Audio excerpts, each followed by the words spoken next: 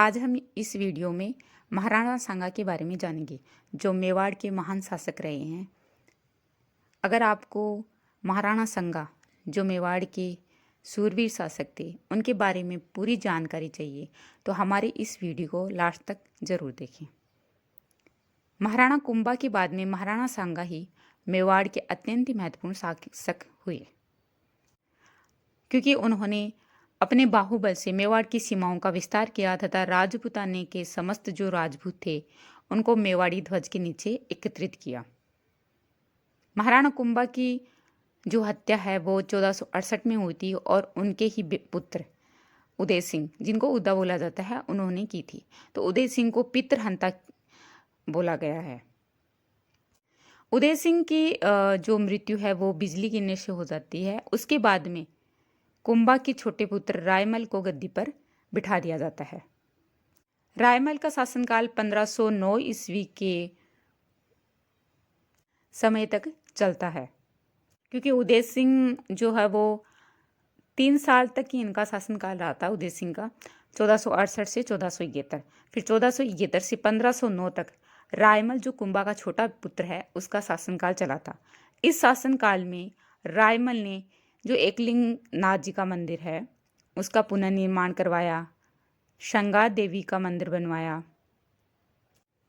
राणा रायमल में अपने पिता की भांति सूरवीरता एवं कूटनीतिज्ञता का अभाव था। तो इसके परिणाम स्वरूप क्या हुआ कि मेवाड़ के कुछ अधीनस्थ जो क्षेत्र थे वो उनके हाथ से निकल गए। रायमल के 4 पुत्र थे। पृथ्वीराज जो सबसे बड़ा था, जय सिंह, जयदेव और सांगा। एक पुत्री थी जिनका नाम आनंदीबाई था। आनंदीबाई का विवाह जो है वो सिरोही के शासक जगमाल देवड़ा के साथ में हुआ था। फिर आगे चलकर जगमाल देवड़ा ने ही पृथ्वीराज को जहर दे दिया। रायमल के पुत्रों में परस्पर विरोध होता है। राणा रायमल जो है अपने जीवन काल में अपना उत्तराधिकारी निश्चित नहीं कर पाया था, जिससे उसके जो महत्वाकांक्षी पुत्र और जो चचेरे भाई थे वो एक दूसरे के प्रति द्वेष रखते थे। सांगा जो रायमल का तीसरा पुत्र था, फिर भी वो मेवाड़ की गद्दी पर बैठने का सपना देख रहा था। और इधर रायमल के 2 ज्येष्ठ पुत्र पृथ्वीराज और जयमल वो गद्दी पर बैठना चाहते थे। रायमल का चाचा सारंग देव वो भी मेवाड़ की गद्दी पर बैठना चाहता था। डॉक्टर ओझा ने लिखा है कि एक दिन क्या हुआ कि पृथ्वीराज, जयमल और सांगा अपने चाचा सारंग देव के साथ में एक ज्योतिषी के वहाँ पे गए और अपना भविष्य फल जानना चाहा। ज्योतिषी ने जन्म पत्रियों के आधार पर सांगा का राजयोग बताया। फिर महत्वाकांक्षी पृथ्वीराज इस भविष्यवाणी को सहन नहीं कर सका और आवेश में आकर अपनी तलवार से सांगा पर आक्रमण कर दिया, जिसे सांगा तो बच गया, किंतु तलवार की हुल से उसकी एक आंख फूट गई। इस पर फिर जो चाचा सारंगदेव थे उन्होंने बीच में आकर दोनों को समझाया। उनके चाचा सारंगदेव ने बोला कि यहाँ पे लड़ने का कोई मतलब नहीं है, इससे अच्छा तो है हम किसी और से पूछते हैं। उन्होंने भीमल गांव की चारण जाति की एक पुजारिन, उनका नाम बताया कि वो जो चमत्कारिक है और हम उनसे अपना भविष्य जान लेते हैं। तीनों भाई सारंगदेव के साथ में भीमल गांव की उस पुजारिन के पास गए। पुजारिन उस समय कहीं गई हुई थी, अतः सब वहां पे बैठ गए और इंतजार करने लगे। जब पुजारिन आई तो अपना भविष्य जानने की इच्छा प्रकट की। पुजारी ने ज्योतिषी की भविष्यवाणी का समर्थन किया। इसको सुनते ही तीनों में वहीं पे युद्ध आरंभ हो गया। पृथ्वीराज सांगा पर टूट पड़ा। फिर सारंगदेव ने किसी तरह सांगा को बचाया और सांगा वहां से भाग गया। जयमल भी उसका पीछा करता हुआ सेवंतरी गांव आ गया।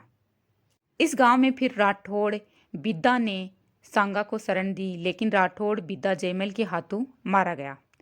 सांगा जो है वो गोड़वाड़ के मार्ग से अजमेर पहुंचा, जहां पे करमचंद पवार ने उसे शरण दी। इस प्रकार सांगा जो है वो कई दिनों तक अज्ञातवास में रहा। कुंवर जो पृथ्वीराज था वो भी एक वीर शासक था। उन्होंने जो है वो टोडा का राज्य राव सुल्तान को सौंपा था और जिसके वचनबद्ध उन्होंने वचन दिया था कि जो कोई भी उसको टोडा का राज्य सौंपेगा, मैं अपनी पुत्री का विवाह उसके साथ करूंगा। तो पृथ्वीराज ने टोडा का राज्य सुल्तान को सौंपा और वचनबद्ध राव सुल्तान ने जो अपूर्व सुंदरी थी तारा, जिसका विवाह पृथ्वीराज से कर दिया। तारा जो है वो बहुत ही ज्यादा सुंदर और वीरांगना सांगा का राज्यारोहण किस हिसाब से हुआ। सांगा तो अज्ञातवास में था और उसे लग रहा था कि मेवाड़ की गद्दी अब मिलना असंभव है, लेकिन जयमल जो राव सुल्तान के हाथों मारा गया था और जो पृथ्वीराज है वो सिरोही से जब लौट रहा था, क्योंकि सिरोही में वो इसलिए गया था कि पृथ्वीराज की जो बहन थी आनंदीबाई, उसको उसका बहनोई जो है वो जगमाल देवड़ा वो परेशान कर रहा था, इसलिए पृथ्वीराज वहाँ गया था। और जब सिरोही से लौटते समय अपने बहनोई के द्वारा दिए गए विषयुक्त लड्डू खाने से फिर पृथ्वीराज की मृत्यु हो गई, तो उसके बहनों ने उसको जहर देकर मार दिया। अपनी मृत्यु से पूर्व पृथ्वीराज ने सारंग देव की भी हत्या कर दी थी। इसलिए अब सांगा के विरोधियों की तो समाप्ति हो गई थी तथा राणा रायमल के लिए सांगा को उत्तराधिकारी घोषित कर ऐसी स्थिति में फिर करमचंद पवार ने राणा रायमल को सांगा के बारे में सूचना भिजवाई। राणा रायमल ने तत्काल सांगा को चित्तौड़ बुलाकर और उसे महाराजकुमार का पद दिया। 1509 में ही रायमल की मृत्यु हुई थी और 1509 में ही सांगा का राज्यारोहण हुआ था। रायमल की मृत्यु के बाद में सांगा को महाराणा संग्राम सिंह के नाम से मेवाड़ की गद्दी पर बिठाया गया, तो इसलिए जो है वो सांगा का दूसरा नाम संग्राम सिंह भी बोला। राणा सांगा, जिनको संग्राम सिंह बोला जाता है, इनका शासनकाल 1509 से 1528 तक बताया जाता है। जन्म इनका 12 अप्रैल 1482 ईस्वी को बताया जाता है। इनका जन्म कुंभलगढ़ दुर्ग में हुआ था। इनका राज्याभिषेक हुआ 15 मई 1509 में और चित्तौड़गढ़ दुर्ग में हुआ था। पृथ्वीराज जो इनका बड़ा भाई था, उन्होंने अजमेर दुर्ग के चारों ओर परकोटा बनवाया था। तारागढ़ दुर्ग जो कहलाया था, ये परकोटा बनाने के बाद में इसको तारागढ़ दुर्ग बताया गया। और तेज धावक होने के कारण इनको उड़ना राजकुमार की उपाधि दी गई। छतरी जो है वो उड़ना राजकुमार के नाम से ही है इनकी। कर्नल जेम्स टोड ने सांगा को एक सैनिक भग्न अंश की संज्ञा दी है, क्योंकि सांगा जो है उनके शरीर पर कुल 80 घाव थे और सभी इतिहासकारों ने इनको हिंदूपति या हिंदूपत की उपाधि दी है। राजस्थान के राजपूत शासकों की विस्तारवादी नीति का शिकार मेवाड़ को भी बनना पड़ा। महाराणा उद्दा के शासनकाल में और उसके बाद में महाराणा रायमल के शासनकाल में मेवाड़ के अधीन बहुत से क्षेत्रों पर पड़ोसी राजपूत शासकों ने अधिकार कर लिया था। महाराणा रायमल ने उन क्षेत्रों को पुनः हस्तगत करने का कोई प्रयास नहीं किया था। फिर महाराणा सांगा का प्रथम कार्य मेवाड़ के उन खोए हुए प्रदेशों को पुनः पाना था। उसके बाद में राजस्थान के राजपूत शासकों पर मेवाड़ का प्रभुत्व स्थापित करना था, ताकि इन राजपूत शासकों की ओर से निश्चय होकर मालवा, गुजरात और दिल्ली के शासकों की विस्तारवादी नीति पर प्रतिबंध लगा सके। तो सबसे पहले उन्होंने अजमेर और चाकसू की विजय की। जब सिंहासन का पद ग्रहण किया तो सांगा ने मेवाड़ की जो अव्यवस्था फैली हुई थी उसको ठीक किया। अपनी राज्य की जो वित्तीय साधन थे उनको विकसित करने का प्रयास किया, ताकि मेवाड़ की जो सेना शक्ति है उसको मजबूत किया जा सके। फिर उसने राजस्थान पर अपने वर्चस्व को स्थापित करने के लिए अजमेर पर आक्रमण करके उस पर अधिकार कर लिया। अजमेर से वह चाकसू की तरफ गया और उस पर आक्रमण किया तथा उसे भी अपने अधीन कर लिया। फिर ईडर राज्य। मेवाड़ की गद्दी पर बैठते ही कुछ ही वर्षों बाद में सांगा को ईडर राज्य में अपने समर्थक को गद्दी पर बिठाने का अवसर मिल गया। ईडर के राजा भान की मृत्यु के बाद में उसका ज्येष्ठ पुत्र सूरजमल ईडर का शासक बना, किंतु 18 महीनों के बाद ही उसकी मृत्यु हो गई। सूरजमल का पुत्र रायमल उस समय छोटी अवस्था में था, अतः सूरजमल के छोटे भाई भीम को ईडर का शासक बनाया गया, परंतु कुछ ही दिनों में उसकी मृत्यु हो गई। अतः फिर भीम के पुत्र भारमल को ईडर की गद्दी पर बिठाया गया। इस समय तक सूरजमल का पुत्र रायमल बड़ा हो चुका था, अतः उसने भारमल की गद्दी थी उसको चुनौती दी। फलस्वरूप दोनों में फिर उत्तराधिकार के लिए संघर्ष हुआ। रायमल ने जो है वो सांगा की शरण ली और सहायता की प्रार्थना की। तो फिर सांगा ने ईडर पर आक्रमण किया और भारमल को परास्त किया और रायमल को जो है वो ईडर की गद्दी पर बिठा दिया तथा खुद जो है वो मेवाड़ वापस लौट गया। तो दूसरी तरफ जो क्या हुआ कि 1515 में भारमल ने फिर है गुजरात के मुजफ्फर शाह से सहायता की याचना की और मुजफ्फर शाह ने जो है वो इसकी भारमल की सहायता की।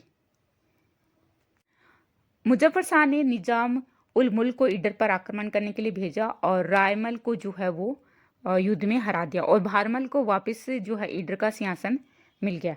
इस अवसर पर फिर सांगा ने रायमल को कोई सहायता नहीं दी और रायमल ने जो भागकर पहाड़ों में चला गया और फिर अपने शत्रुओं पर छापा मार युद्ध करता रहा। इस तरह से ईडर का राज्य जो है वो इसमें हस्तक्षेप हुआ सांगा का।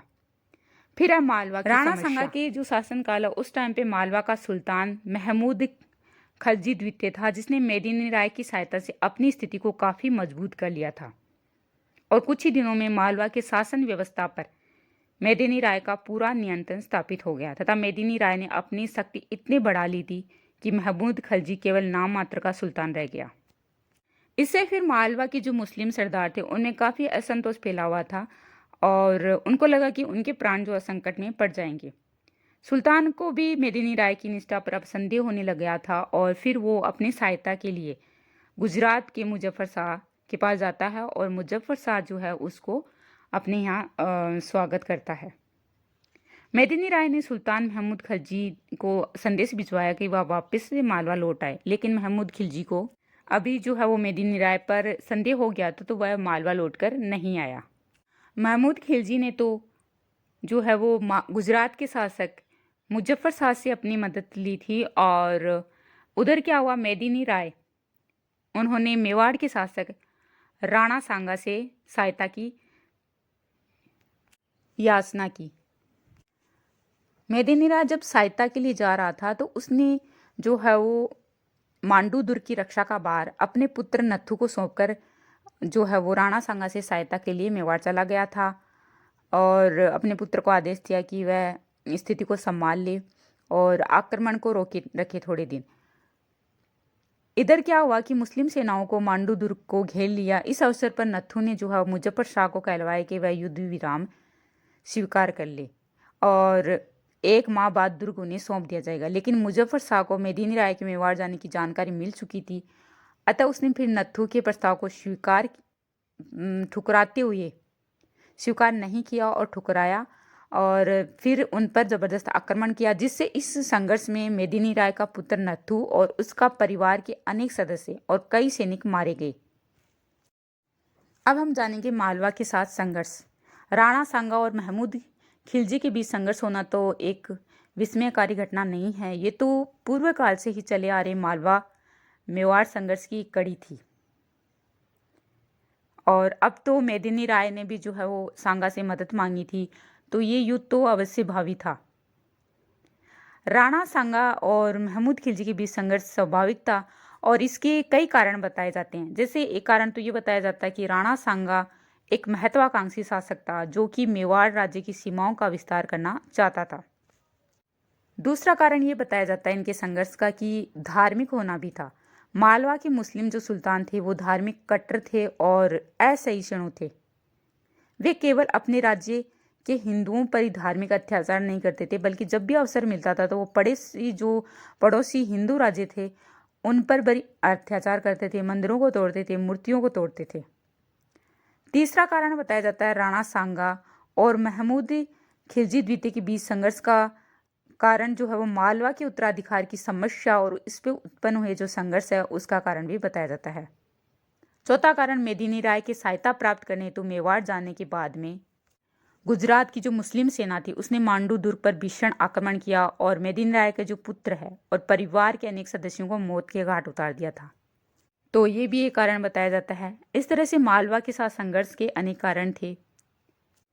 फिर राणा सांगा ने मेदिनी राय के अनुरोध को स्वीकार किया तथा मालवा पर सैनिक अभियान करना स्वीकार कर लिया। सांगा जो है वो सदैव परिस्थितियां देखकर ही बुद्धिमत्तापूर्ण कदम उठाता था, अतः फिर इस समय मालवा और गुजरात की संयुक्त सेना से टक्कर लेना बुद्धिमानी की बात नहीं थी। ऐसी स्थिति में फिर सांगा ने मांडू की तरफ न जाकर उत्तरी मालवा के प्रसिद्ध दुर्ग गागरोन की तरफ, जो है वो झालावाड़ का युद्ध भी बोला जाता है, और इसमें विजय सांगा की होती है। महमूद खलजी द्वितीय ने गागरोन का घेरा डाला, लेकिन जब उसे सांगा के आने की सूचना मिली तो उसने दुर्ग का घेरा उठा लिया और सांगा से निपटने के लिए चल पड़ा। महमूद ने अपने सेनानायकों की सलाह के विपरीत अपनी सेना को देखते ही सांगा ने अपनी सेना को तत्काल आक्रमण करने का आदेश दिया। आक्रमण करने में पहल किसी ने भी नहीं की। दोनों पक्षों के बीच भयंकर युद्ध हुआ, जिसमें सांगा को निर्णायक विजय मिली। महमूद खिलजी द्वितीय बुरी तरह से घायल होकर अपने घोड़े से गिर गया और महमूद के बंदी बना लिया गया। सांगा ने उसे अपने शिविर में रखा। सुल्तान महमूद खिलजी का जो रत्न जड़ित कमरबंद और ताज जो है वो सांगा ने अपने अधिकार में ले लिया। उसके बाद में जो महमूद खिलजी है उसको सांगा लेकर चित्तौड़ आ गया। महमूद को उन्होंने लगभग 6 महीने तक चित्तौड़ दुर्ग में बंदी रखा और उसके बाद में सांगा ने उससे सम्मान सहित मालवा से जो है वो मालवा भिजवा दिया। निजामुद्दीन ने लिखा है कि लड़ाई में फतह पाने के बाद में दुश्मन को गिरफ्तार करके पीछे उसको राज्य दे देना ये काम आज तक मालूम नहीं हुआ। फिर है ईडर पर आक्रमण। गुजरात के सुल्तान मुजफ्फर शाह के आदेश अनुसार निजामुल मुल्क ने जो है वो भारमल को ईडर का राज्य दिलवा दिया था और रायमल जो है वो पहाड़ों में भाग गया था। भारमल के विरुद्ध छापा मार युद्ध जारी रखा गया। निजामुल मुल्क अपने अधिकारी को भारमल की सहायता के लिए छोड़ के वापस खुद लौट आया। उसके लौटते फिर रायमल जो छिपकर वार कर रहा था, छापामार युद्ध प्रणाली अपना रहा था, उसने भीषण आक्रमण कर वापस ईडर पर अपना अधिकार कर लिया। रायमल जो है वो पुनः इसे क्रुद्ध होकर जो है वो गुजरात के सुल्तान ने ईडर पर धावा बोल दिया। रायमल फिर से पहाड़ों में चला गया। रायमल जो है वो सांगा का कट्टर समर्थक था और सांगा की सहायता से उसने ईडर की गद्दी प्राप्त की थी, लेकिन गुजरात के सुल्तान ने उसे गद्दी से उतार दिया और पुनः ईडर की गद्दी पर बिठाना सांगा का नैतिक दायित्व था। सांगा एक विशाल सेना लेकर पहले सिरोही पहुंचा, फिर यहाँ के शासक से बकाया खिराज वसूल करके डूंगरपुर की ओर गया। राजपूतों की विशाल सेना देखकर भयभीत मुबारिज उल मुल्क ससैन्य सहित गुजरात की तरफ भाग गया और ईडर पर जो है वो सांगा का अधिकार हो गया। फिर सांगा ने ईडर का राज्य रायमल को सौंप दिया। फिर है गुजरात के सुल्तान पर आक्रमण। राणा सांगा द्वारा ईडर पर अधिकार करने तथा अहमदनगर की मुस्लिम सेनाओं की पराजय ने गुजरात के सुल्तान मुजफ्फर शाह द्वितीय को गुस्सा दिला दिया था और उसने मेवाड़ पर आक्रमण करने का निश्चय किया। 1521 में गुजराती सेना मोडासा पहुंची, जहां से कुछ सैनिक दस्ते बागड़ क्षेत्र को भेजे गए। इसी साथ गुजराती सेना ने डूंगरपुर पर आक्रमण किया, जहां का रावल गज्जा गुजराती सेना से लड़ता हुआ मारा गया। सांगा को गुजराती सैनिक अभियान की सूचना मिलते हुए पूरी तरह तैयारी के साथ में मंदसौर की तरफ रवाना हुआ और मंदसौर से 25 मील दूर नंदसा नामक स्थान पर अपना शिविर लगाया। कुछ दिनों के परिश्रम के बाद में गुजरात की सेना दुर्ग की दीवारों को उड़ाने तथा प्रवेश योग्य मार्ग प्राप्त करने में सफल हो गई, परंतु दुर्ग के जो रक्षक थे वो राजपूत, वो चौकन्ने थे, अतः फिर भीषण प्रतिरोध के कारण गुजराती सेना दुर्ग में प्रवेश न कर सकी। ऐसी स्थिति में सांगा ने कूटनीति का सहारा लिया और मालवा के सुल्तान को मालवा लौट जाने के लिए राजी कर लिया। इस समय सांगा ने महमूद खलजी को संदेश भिजवाया कि यदि वह वापस लौट जाता है तो उसके पुत्र को उसके पास भिजवा दिया जाएगा। इस पर अब महमूद के युद्ध में कोई रुचि नहीं थी और वापस लौट आया। बिना युद्ध किए लौट जाने के कारण मुजफ्फर शाह ने उसकी काफ़ी भर्त्सना की तथा उसे कायर कहा, जो एक गुजरात का शासक था मुजफ्फर शाह। मुस्लिम इतिहासकारों का कथन है कि राणा ने अपने पुत्र के साथ बहुमूल्य उपहार भिजवाकर गुजराती सेना को वापस लौटा दिया, किंतु ये सत्य नहीं है, क्योंकि यदि ऐसा हुआ होता तो गुजरात का सुल्तान उसकी भर्त्सना न करके उसे पुरस्कृत करता। इस संपूर्ण अभियान में गुजराती सेना को कोई सफलता प्राप्त नहीं हो और सांगा अपनी कूटनीति और उपस्थिति से मेवाड़ की रक्षा करने में सफल रहा।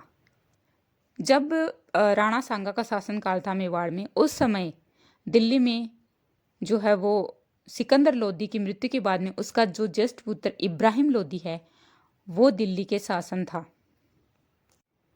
सिकंदर लोदी के अंतिम दिनों में सांगा ने दिल्ली सल्तनत को निर्बल देखकर दिल्ली सल्तनत को अधीन करने के लिए मेवाड़ की सीमा से लगे कुछ भागों को अधीन कर अपने राज्य में मिला लिया था।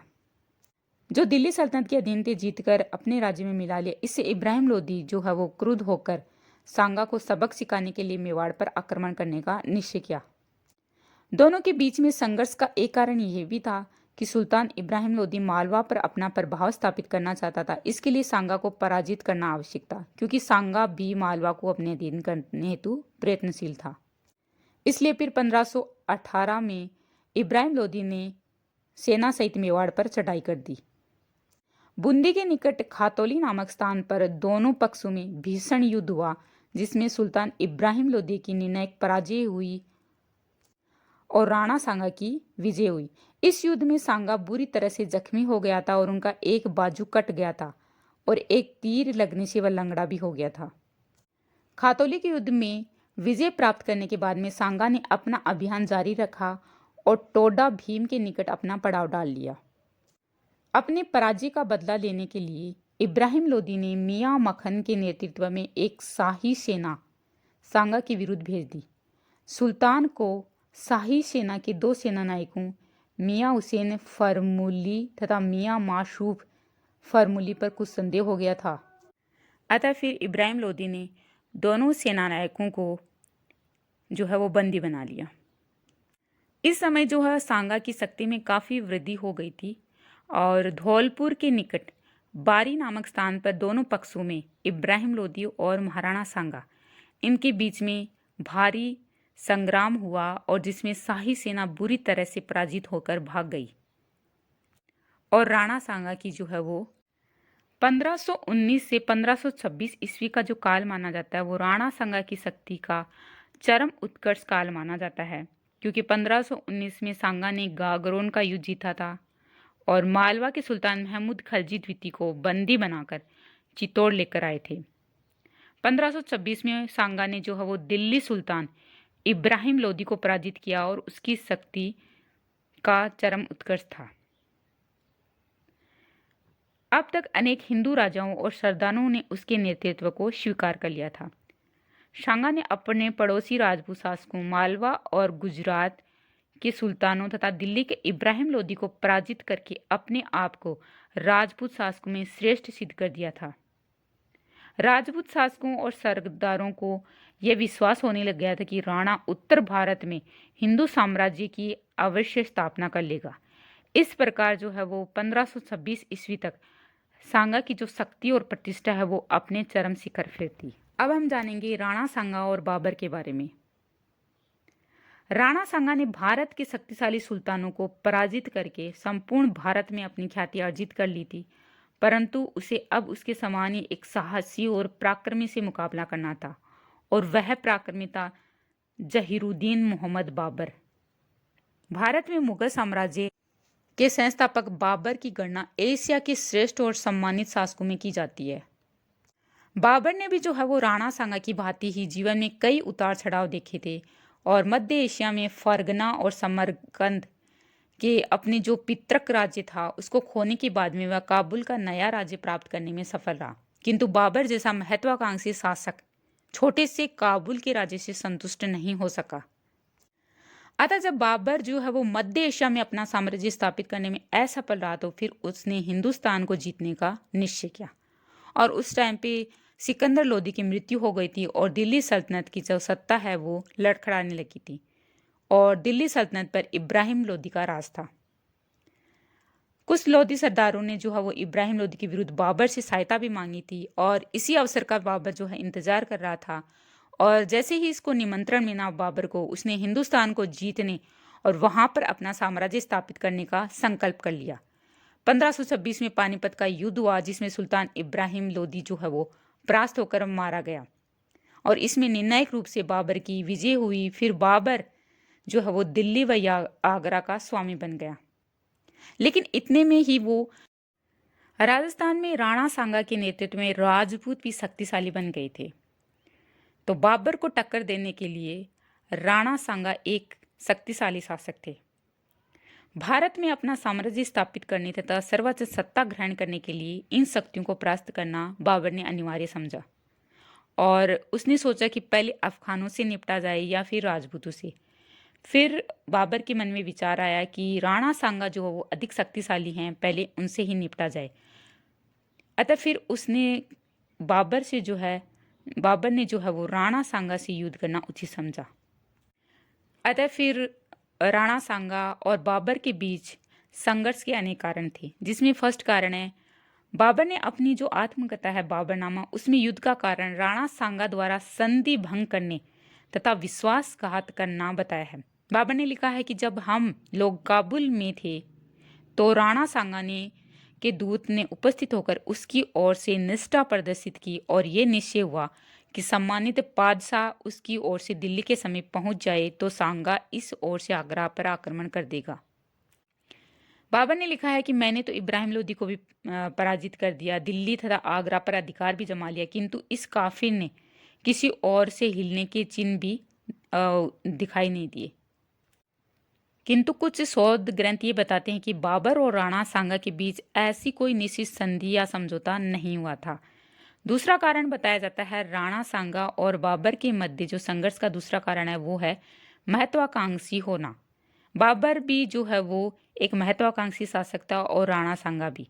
बाबर अपने पूर्वज तैमूर की भांति दिल्ली सल्तनत को लूटकर वहां से धन बटोरकर वापस चला जाएगा, ऐसा सांगा का विचार था, लेकिन ऐसा नहीं हुआ। वह एक महत्वाकांक्षी शासक था, वह भारत में जो है अपना साम्राज्य विस्तार करना चाहता था और सांगा भी जो है वो संपूर्ण भारत को जीतना चाहता था, इसलिए फिर दोनों में युद्ध होना अवश्य भावी था। तीसरा कारण बताया जाता है पानीपत के युद्ध के बाद में राणा सांगा की गतिविधियों ने बाबर को राणा सांगा से लड़ने के लिए विवश किया। पानीपत के युद्ध में सुल्तान इब्राहिम लोदी की पराजय की सूचना मिलते ही राणा सांगा ने राजस्थान के उन भूभागों पर अधिकार स्थापित कर लिया जो कभी दिल्ली सल्तनत के अधीन थे। चौथा कारण ये बताया जाता है राणा सांगा और बाबर के बीच वैमनस्य का एक अन्य कारण सांगा द्वारा बाबर के अफगान शत्रुओं को आश्रय और सहयोग देना। इब्राहिम लोदी का छोटा भाई महमूद लोदी राणा सांगा की शरण में पहुंच चुका था और कुछ विद्वानों के अनुसार सांगा ने उसे दिल्ली का सुल्तान स्वीकार कर लिया। इस तरह से फिर यह अफगान राजपूत गठबंधन बाबर के लिए एक भयंकर चुनौती थी। पांचवा कारण यह बताया जाता है डॉक्टर गोपीनाथ शर्मा के अनुसार दोनों के बीच संघर्ष का कारण दोनों की धार्मिक और सांस्कृतिक विचारधारा थी।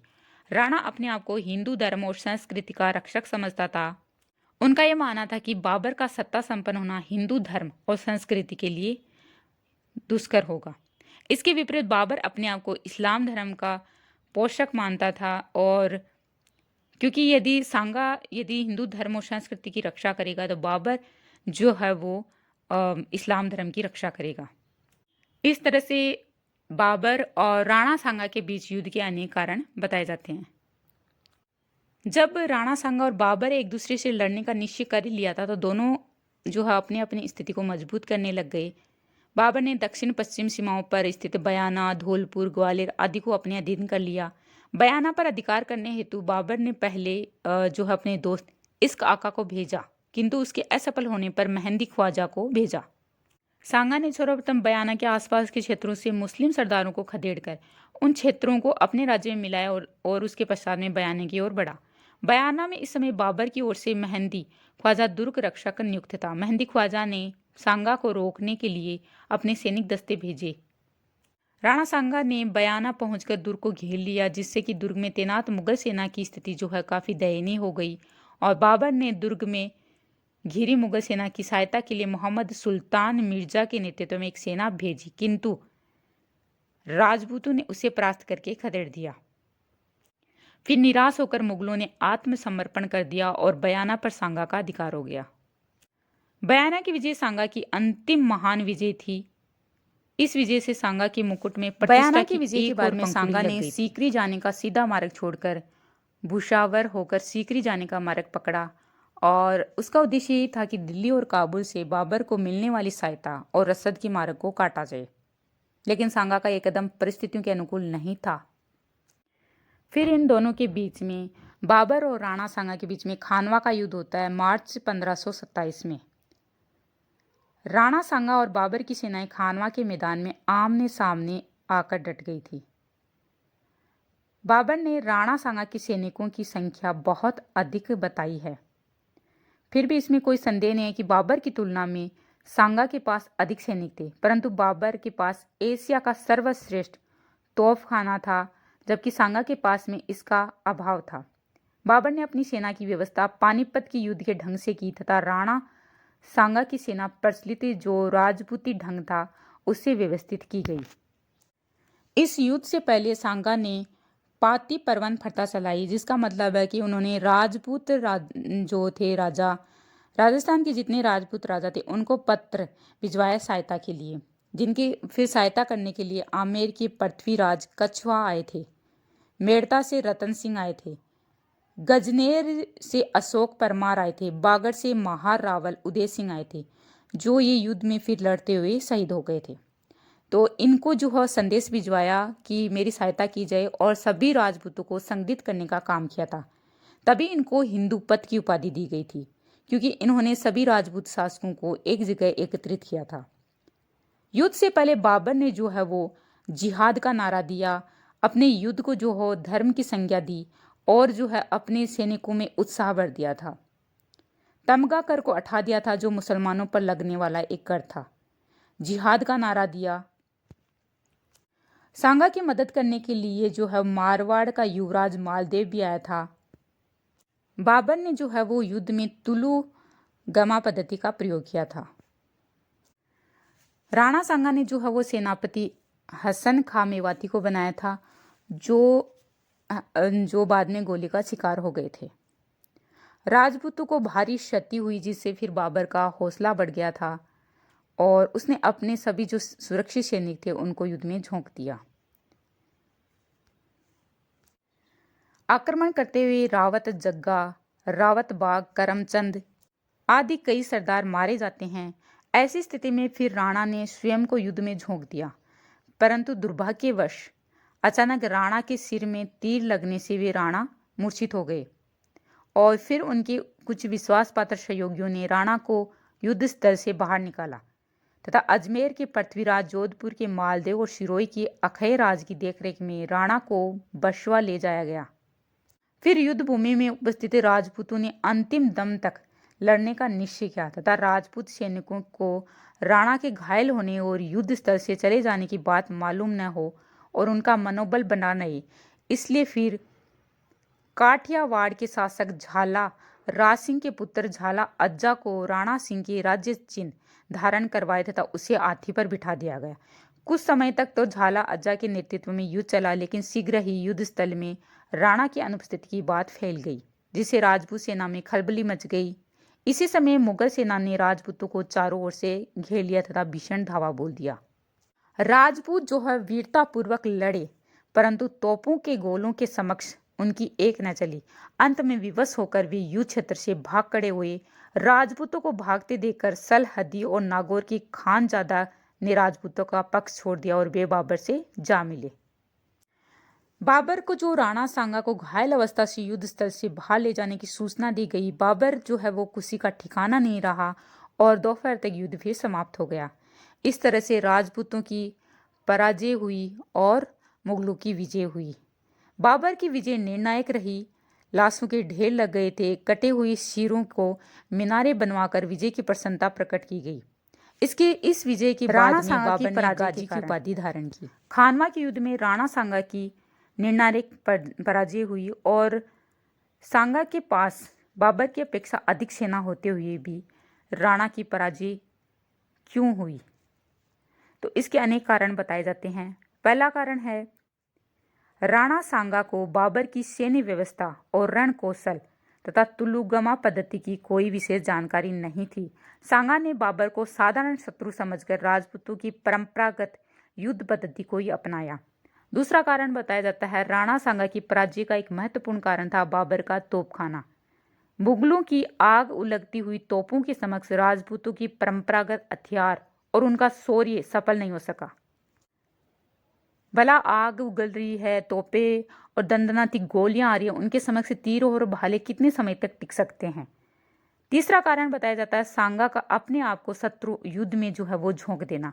उसका पराजय का कारण बन गया था, क्योंकि बाबर एक निश्चित स्थान पर खड़े होकर युद्ध का संचालन कर रहा था। बाबर ने कभी अपने आप को शत्रु के सामने नहीं आने दिया, लेकिन सांगा ने बिना सोचे समझे स्वयं को युद्ध में उतार दिया।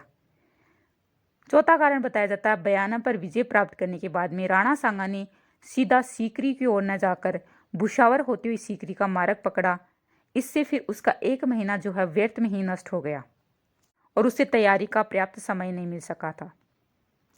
अगला कारण बताया जाता है कि राजपूत सेना संख्या में मुगलों से अधिक होते हुए भी एक नेता के अधीन संगठित नहीं थी, बल्कि भिन्न भिन्न राजपूत राजाओं और सामंतों के अधीन थी, जिनकी स्वामी भक्ति राणा की अपेक्षा अपने सामंतों तथा राजाओं के प्रति अधिक थी। ऐसी स्थिति में फिर अनुशासन बनाए रखना संभव नहीं था और राजपूत जो सेना थी उसमें कोई तालमेल भी नहीं था। अगला कारण बताया जाता है युद्ध के आरंभ होने तक सांगा को यह गलतफहमी थी कि वह शीघ्र ही अपनी विशाल सेना की सहायता से शत्रु को पराजित कर देगा, इसलिए उसने अपने बचाव की कोई सुरक्षात्मक सावधानी नहीं दिखाई। अगला कारण बताया जाता है राणा सांगा की पराजय का एक कारण मुगलों की अश्वारोही सैनिक दस्ते की गतिशीलता और चातुर्यपूर्ण रण कौशल था। राणा के अधिकांश सैनिक पैदल थे और घोड़ों पर बैठे थे। वह तेज गति से चलने वाले मुगल अश्वारोही सैनिक दस्तों की तुलना में अत्यंत निम्नतर सिद्ध हुए। कुछ इतिहासकारों का मानना है कि युद्ध के अंतिम दौर में सलहदी तंवर तथा नागौर के खानजादा द्वारा राणा से विश्वासघात करना और मुगलों से जाके युद्ध में मिल जाना, ये भी एक कारण बताया जाता है। सलहदी और खानजादा द्वारा राणा का पक्ष त्यागने और बाबर से मिल जाने से राजपूतों के मनोबल पर अवश्य ही प्रतिकूल प्रभाव पड़ा। अब हम जानेंगे खानवा युद्ध के क्या परिणाम रहे। खानवा युद्ध के परिणाम अत्यंत महत्वपूर्ण और दूरगामी सिद्ध हुए। खानवा का युद्ध देश के निर्णायक युद्धों में माना जाता है। कुछ विद्वान तो इसे भारतीय इतिहास में पानीपत की प्रथम युद्ध से भी अधिक महत्वपूर्ण मानते हैं, क्योंकि राणा सांगा की ये पराजय केवल राजस्थान के लिए नहीं बल्कि संपूर्ण भारत के लिए घातक सिद्ध हुई। इस पराजय ने राजपूतों की जो रही सही एकता थी उसको भी समाप्त कर दिया तथा मुगल शक्ति के समक्ष राजपूतों की शक्तिहीनता भी प्रकट कर दी। खानवा की पराजय के बाद अगले 2 वर्षों तक राजपूत शासक राजपूत संघ का निर्माण नहीं कर सके। इस युद्ध के बाद में मुगलों को इतने विशाल पैमाने पर किसी भी संगठित शक्ति ने चुनौती नहीं दी। इस पराजय के बाद कई वर्षों तक राजस्थान का मुगलों के साथ कोई संपर्क नहीं रहा। राजस्थान विजय के लिए मुगलों के प्रयत्न अकबर के सिंहासन होने के बाद ही आरंभ हुए। खानवा के युद्ध के फलस्वरूप राजस्थान की बदली हुई राजनीतिक परिस्थिति के कारण ही आगे चलकर राजस्थान पर मुगलों का एकाधिपत्य हो चुका था। खानवा में राजपूतों की हार से राजस्थान की सदियों पुरानी स्वतंत्रता तथा उसकी प्राचीन हिंदू संस्कृति को सफलतापूर्वक अक्षुण्ण बनाए रखने तथा अब यहाँ कोई नहीं रह गया, क्योंकि राणा सांगा एक महान शासक थे, सूरवीर शासक थे। मुगल साम्राज्य ने राजस्थान की स्वतंत्रता का अंत कर दिया और राजनीतिक शक्ति के पतन के बाद राजस्थान की संस्कृति, यहाँ की विद्या और कला का भी ह्रास होने लग गया था। नए नए प्रभाव उन पर पड़ने लगे थे तथा विदेशी भावनाओं से वे अछूते नहीं रहे थे। मुगल साम्राज्य की स्थापना के बाद में उत्तरी भारत में उत्पन्न होने वाली नई सम्मिलित हिंदू मुस्लिम संस्कृति का प्रभाव कुछ समय बाद में राजस्थान निवासियों के आचार विचार, रहन सहन, वेशभूषा तथा खान पान तक में दिखाई पड़ने लग गया था। इन सारी नई नई प्रवृत्तियों तथा महत्वपूर्ण क्रांतिकारी प्रभावों का प्रारंभ खानवा युद्ध के बाद तथा उसी के परिणाम स्वरूप हुआ। सांगा की पराजय और मृत्यु के बाद में मेवाड़ की दशा तो बिगड़ी ही, लेकिन साथ ही राजस्थान के अन्य शासकों में भी इतनी शक्ति और साहस नहीं था कि वे मुगलों की नई शक्ति को चुनौती दे सके। इस तरह से फिर खानवा की युद्ध के परिणाम स्वरूप मुगलों की नई शक्ति का उदय हुआ और राजपूतों की जो परंपरागत शक्ति थी, जो संगठित शक्ति थी, उसका ह्रास हुआ और राजपूतों को काफी अब हम जानेंगे राणा सांगा की मृत्यु कैसे हुई। जब घायल राणा सांगा को पालकी में डालकर मेवाड़ की ओर ले जाया गया, परंतु बसवा पहुंचने के पूर्व ही सांगा को होश आ गया था और वे पुनः युद्ध स्थल जाने के लिए उद्यत हो उठे। लेकिन उसके कुछ साथी सरदारों ने उसे खानवा युद्ध के सर्वनाश और राजपूतों की पराजय का जो है विवरण दिया तो उसको भारी आघात पहुंचा। उसने प्रतिज्ञा की कि जब तक वह बाबर को परास्त नहीं कर देगा और उस अपनी पराजय का बदला नहीं लेगा वह वापस चित्तौड़ नहीं जाएगा। जब उसको सूचना मिली कि बाबर जो है वो जनवरी 1528 में कालपी से सेना सहित चंदेरी पर आक्रमण करने के लिए बढ़ रहा है, तब राणा सांगा ने मेदिनी राय की सहायता करने की सोची। लेकिन रास्ते में ही उसकी तबीयत खराब हो गई और 30 जनवरी 1528 को उसका देहावसान हो गया। और कुछ विद्वान ये मानते हैं कि इस युद्ध का विरोध करने वाले राणा सांगा के राजपूत साथियों ने ही राणा सांगा को विष दे दिया था। फिर उनके शव को जो है वो कालपी से उनके शव को मांडलगढ़ लाया गया और वहीं पर उनका दाह संस्कार किया गया। अब है राणा सांगा का मूल्यांकन। राजस्थान के इतिहास में ही नहीं बल्कि भारत के इतिहास में भी राणा सांगा का एक विशिष्ट स्थान है। जिस समय वह मेवाड़ की गद्दी पर बैठा उस समय पे सैन्य दृष्टि से मेवाड़ की प्रतिष्ठा निम्न बिंदु पर थी। मालवा तथा गुजरात के मुस्लिम शासकों ने, कुछ पड़ोसी राजपूत शासकों ने मेवाड़ के कुछ भागों को अपने अधीन कर लिया था। दिल्ली के लोधी सुल्तान भी मेवाड़ को ललचाई दृष्टि से देख रहे थे। अतः फिर मेवाड़ की गद्दी पर बैठते ही सांगा ने अपनी आंतरिक व्यवस्था को वापस सुदृढ़ किया तथा मेवाड़ के खोए हुए क्षेत्रों को पुनः अपने अधीन किया तथा मालवा और गुजरात के मुस्लिम शासकों को ही नहीं बल्कि दिल्ली के सुल्तान इब्राहिम लोदी को भी उसने परास्त किया। महाराणा सांगा वीर, उदार, कृतज्ञ, बुद्धिमान और न्यायपरायण शासक थे। अपने शत्रु को कैद करके छोड़ देना और उसे पीछे राज्य दे देना सांगा जैसे उदार और वीर पुरुष का कार्य हो सकता है। उन्होंने अपने पुरुषार्थ के बल पर मेवाड़ को उन्नति के शिखर पर पहुंचा दिया था। राणा सांगा का प्रबल शत्रु बाबर भी अपनी आत्मकथा में लिखता है कि राणा सांगा अपनी वीरता और तलवार के बल पर अत्यधिक शक्तिशाली हो गया था। वास्तव में उसका राज्य चित्तौड़ में था। मांडू के सुल्तानों के राज्य के पतन के कारण उसने बहुत से स्थानों पर जो मांडू के सुल्तानों के अधीन थे अपना अधिकार जमा लिया। वास्तव में सांगा अपने समय का सबसे बड़ा प्रतापी राजपूत राजा और मध्यकालीन भारत का अंतिम हिंदूपति राजा था। राजस्थान के अनेक राजा, राव और सामंत उसकी सर्वोच्चता को स्वीकार करते हैं। वह अपने शौर्य और उदारता से पूरे भारत में गौरवान्वित है। राणा सांगा एक उच्च कोटि का सेना नायक होने के साथ साथ कुशल राजनीतिज्ञ और कूटनीतिज्ञ था। राणा सांगा का जो युग है वो निरंतर युद्धों का युग था और इसलिए उसे सांस्कृतिक गतिविधियां और उसकी अभिवृद्धि की ओर ध्यान देने का पर्याप्त अवसर नहीं मिला। फिर भी संघर्षों के इस युग में उसने देश के सम्मान में वृद्धि करने तथा उसकी रक्षा करने का प्रयत्न अवश्य किया और जनता ने भी उसका पूरा पूरा सहयोग दिया। सांगा ने अपने देश के गौरव की रक्षा करने में अपनी एक आंख, एक हाथ तथा एक टांग खो दी थी। इसके अलावा उसके शरीर पर भिन्न भिन्न भागों पर तलवार के 80 घाव थे। फिर भी वह अंतिम समय तक युद्ध में लड़ता रहा। गोपीनाथ शर्मा ने लिखा है कि उसने अपने चरित्र बल से उस जमाने में इस बात की पुष्टि कर दी कि उस उच्च पद और चतुराई की अपेक्षा स्वदेश रक्षा और मानव धर्म का पालन करने की क्षमता का अधिक महत्व है। उसने हिम्मत, मर्दानगी और वीरता के आचरण को अपनाकर अपने आप को अमर बनाया। राणा सांगा मानवीय गुणों से युक्त एक महामानव था, लेकिन सांगा में कुछ मानवीय कमजोरियां भी थी, जैसे विदेशी शत्रुओं की चाल और युद्ध कौशल के अनुरूप अपनी युद्ध शैली में परिवर्तन नहीं किया। सांगा और बाबर के बीच युद्ध तलवारों और तोपों का युद्ध था। ऐसे युद्ध में उसे जिस युक्ति से काम लेना चाहिए था उस पर उसने विचार नहीं किया।